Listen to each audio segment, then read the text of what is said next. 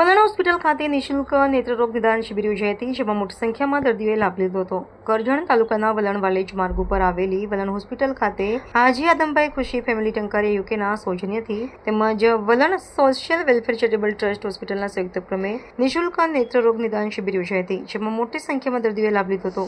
આયોજિત નેત્રરોગ નિદાન શિબિરમાં વલણ હોસ્પિટલમાં ફરજ બજાવતા નિષ્ણાત તબીબ ડોક્ટર કુણાલ પટેલ સહિત તબીબી ટીમ દ્વારા તબીબી સેવાઓ પ્રદાન કરાઈ હતી. આયોજિત નેત્રરોગ નિદાન શિબિરમાં 150 ઉપરાંત દર્દીઓએ લાભ લીધો હતો, જેમાં જરૂરિયાતવાળા મોતિયાના 100 જેટલા દર્દીઓને ફેકો પદ્ધતિથી ટાંકા વગર લેન્સ બેસાડી મોતિયાના ઓપરેશનનો કેમ્પ નિઃશુલ્ક કરી આપવામાં આવશે, એમ હોસ્પિટલના સંચાલકો દ્વારા જણાવવામાં આવ્યું હતું.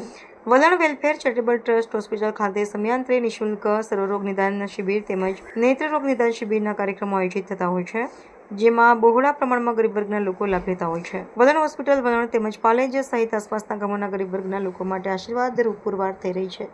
આજે તારીખ 10/2/2026 મંગળવારના રોજ વલણ હોસ્પિટલમાં આંખોનો નિદાન કેમ્પ રાખવામાં આવેલ છે અને એ કેમ્પમાં કોઈ પણ જાતના ચાર્જ લીધા વિના મફત સારવાર આપવામાં આવે છે.